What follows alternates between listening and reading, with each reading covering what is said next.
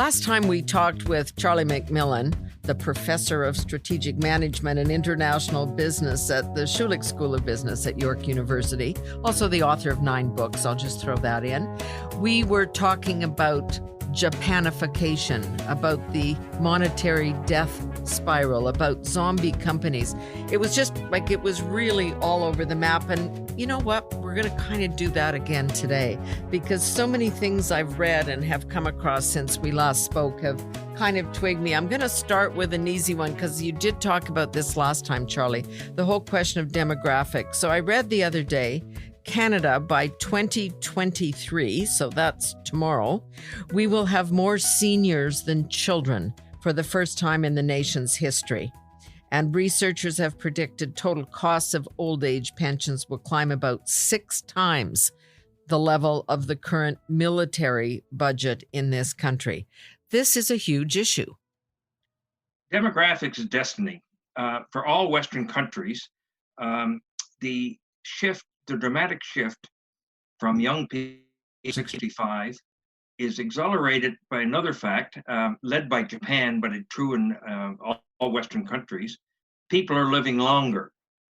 So Japan leads the world that men and women, women are the high, 86, the average person can live to 86, men are 84.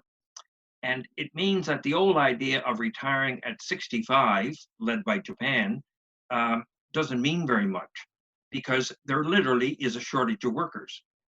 Mm-hmm. And older workers, of course, have memories, they have talent. But the shift in the demographics for the Western world is so important, but unfortunately, it's not getting traction in the public sphere. The people that really understand this, by the way, are the insurance companies. Right. They're big in life insurance and they're, risk management or whatever. But this issue of demographics is accelerated now with COVID because you have the paradox of shortage of workers in a whole bunch of areas and also a surplus of workers. And of course, what this means for public spending, particularly on healthcare, is actually quite dramatic. That was the other thing that I read recently, and it reminded me of this, that in our healthcare system, and we've seen all the flaws of what happens in seniors' residences and old age homes and even in our hospitals, that we are, as modern countries, devoting vast resources to intensive one-off procedures, but we're kind of starving that steady kind of care that clearly we're going to need with an aging population. And an added factor that we are not as good as we could be, and the science is pretty clear on that, on preventive measures. Right.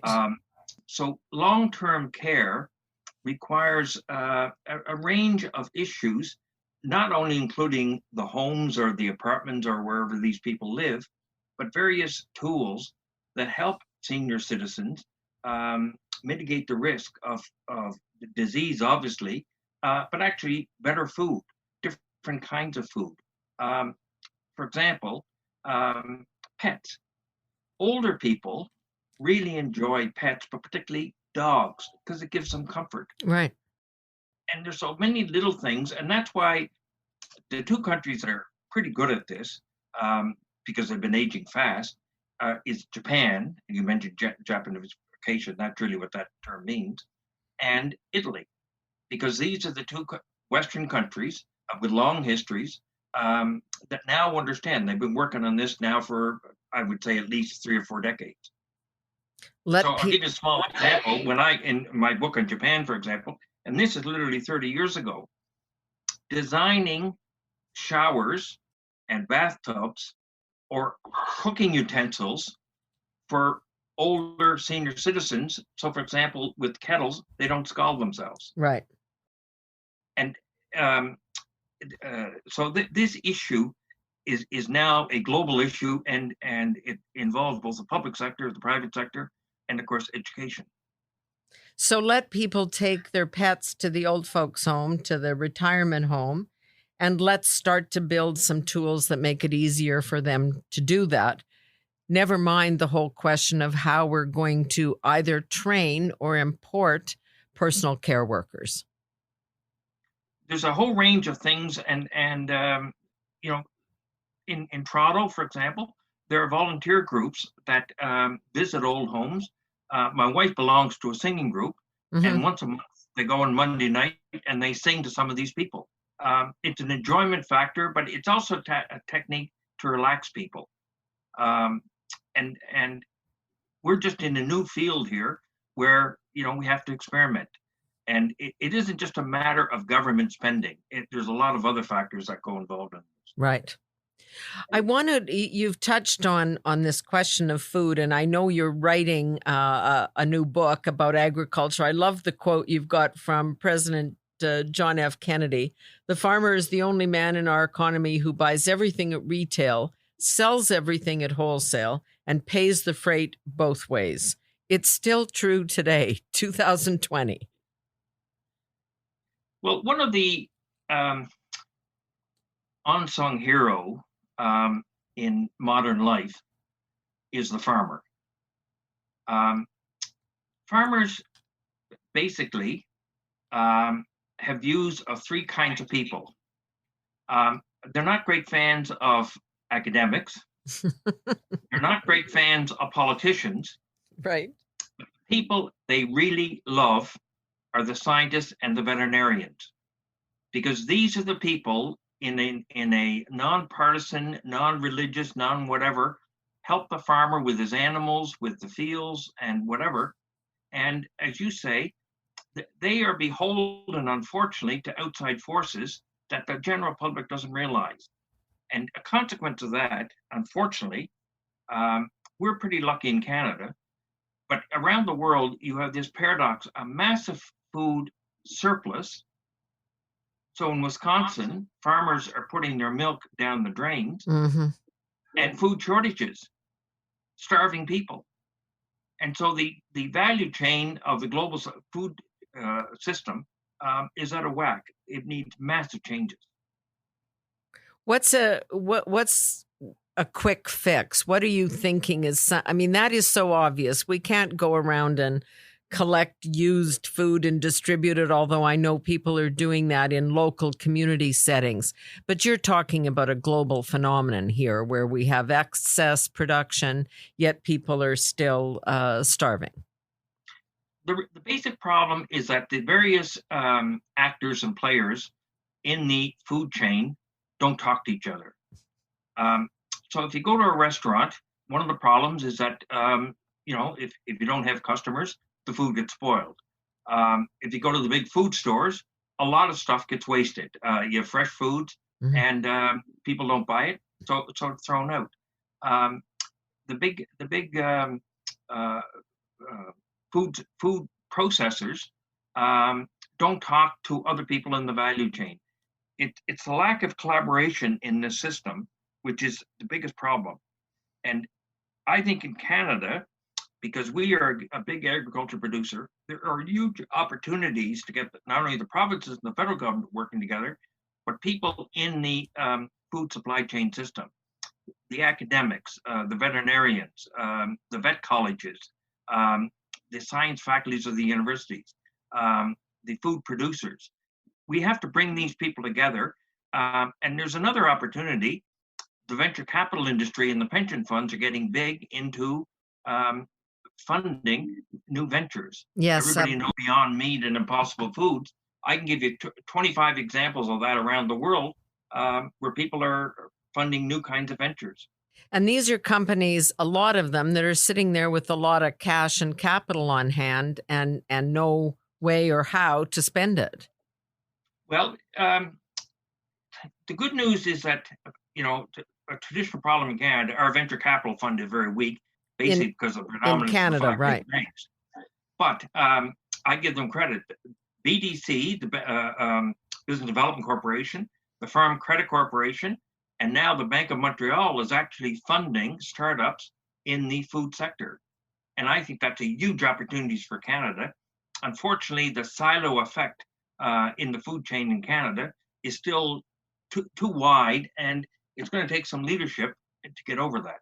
We also have some other issues going on when you see environmental activists and sometimes the lawsuits they pursue or other things that really does put the small farmer in some jeopardy, albeit inadvertently in some cases. Sometimes it's direct, but that's also a problem of a conflict. We see that in the energy sector and we see it in the agriculture sector.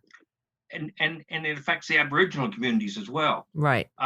If you start from land, because that's the basic ingredient, this goes back for 500 years and Adam Smith and all that, and the French understood that with the physiocrats, how we deal with land.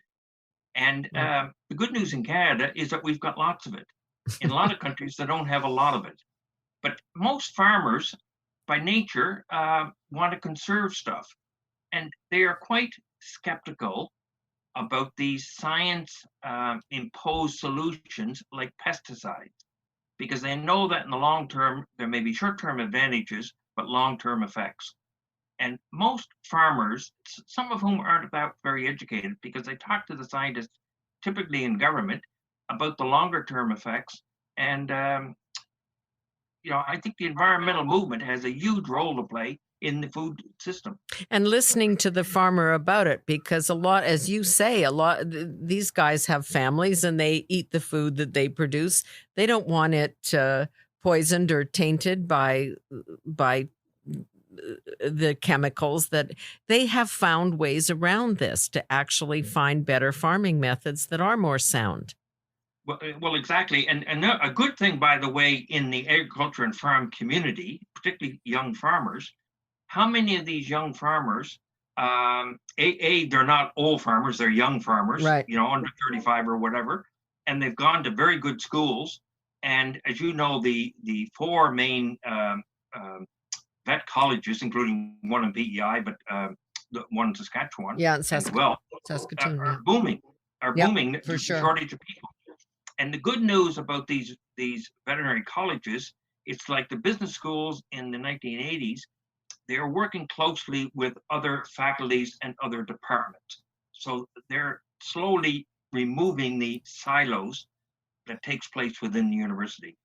And I think, places like Saskatchewan have a huge opportunity. The good news, for example, the University of Saskatchewan, it's one of the few universities in North America that has not only a vet college, first-class vet college, but a medical school. Mm-hmm. And the science issues are common to both. We saw that at Guelph, at that university as well, where I served as chancellor. They were actually doing work at the huge big vet college there on cancer in animals that was totally applicable to human beings and vice versa. Like, we're really starting to merge that stuff when we open up our minds. Well, Guelph is a great example, and the vet college in PEI, it's a nonpartisan. But for example, my older brother Colin is a cardiologist. Essentially, the heart of a pig is identical, don't overstate that, of a human. It's close. So a lot of the research on heart, where they made stunning progress in the last 30 years, started in the vet colleges. Yeah. For sure it did. Okay, let me just, I want to shift gears here a little bit because I want to touch on a couple of other things before we go. The first response I want to get from you is just what we're seeing on the big tech side. I mean, obviously, we're seeing in the COVID world that people are living and working and learning virtually. And so tech has never been more important. We've also seen them become very politically partisan, if I can say that. It differs depending on what country you're in. The U.S. is actually taking them to court at this point about their absolute control of this. Is this an issue that needs to be managed somehow? Do you want to see the state intervene on this, or do we let this one play out? Because it just has tentacles into all of the things we've been talking about. Well, let me just address two issues in this game. I'm a big believer in the market system.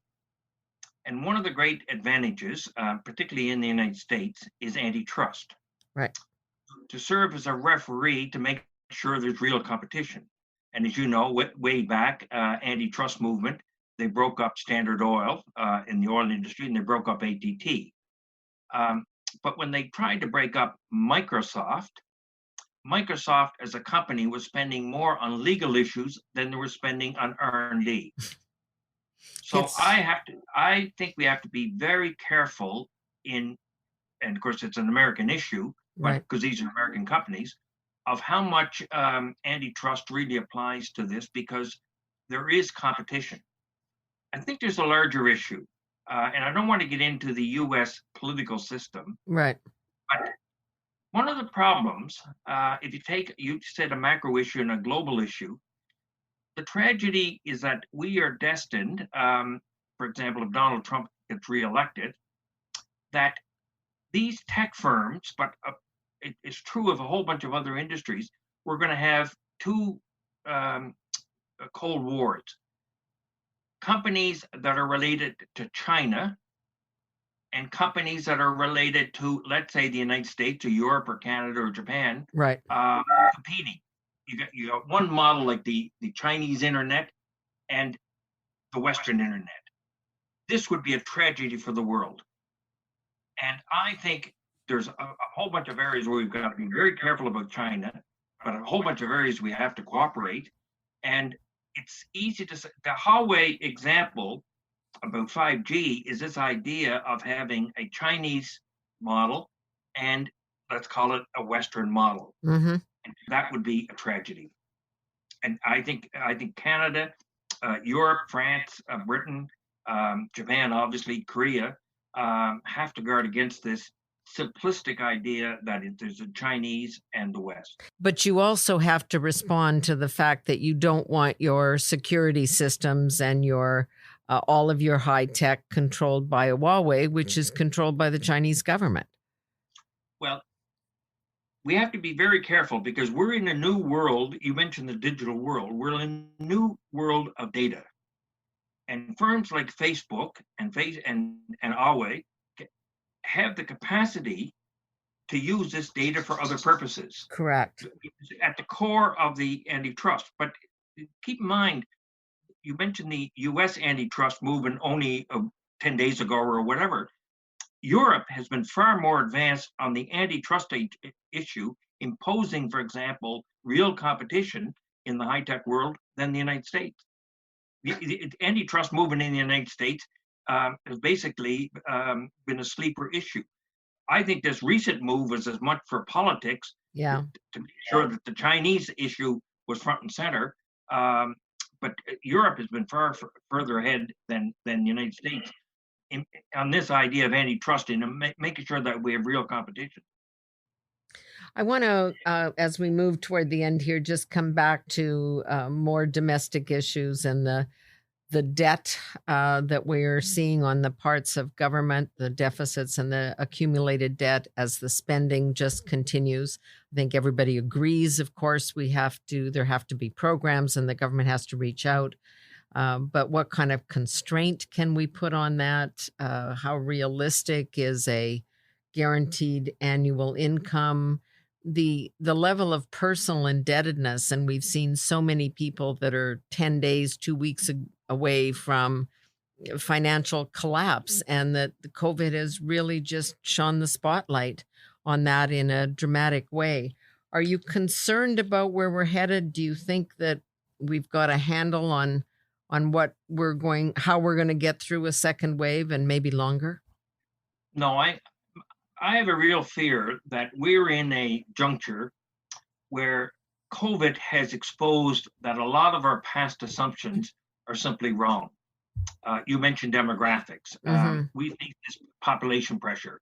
You mentioned digitalization. The shift to digitalization is stunning. It doesn't affect government very much, unfortunately. A group of us are trying to get the government, the federal government, to think almost we need like a new Royal Commission or study group to see where Canada is in the next 20 years to help educate the public. I understand the COVID, we have to spend, we have to direct money to certain areas or whatever, but we just can't let the debt and the deficit get out of control. We went through this in the 1980s. Mm-hmm. And trust me, when you're in government, it is really, really painful. There are no good solutions. And I think we stand a opportunity, but we also stand a problem if we let the debt and the deficit get out of control. Because we happen to live in a low interest environment, and that can screw up your forms of thinking. Exactly. But this will continue forever.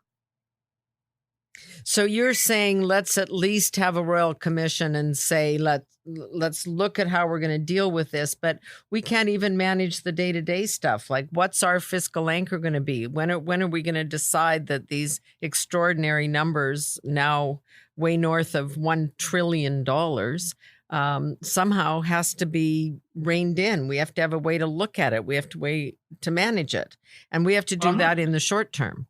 Yeah, I'm not saying a royal commission, but I think we need a study group.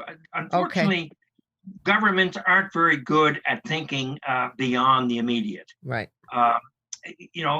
Ideally, in the machinery of government, you have people working on day-to-day issues. You have people working, the next year, the next 2 years, and other people looking at the longer-term vision. And we've dropped the third issue.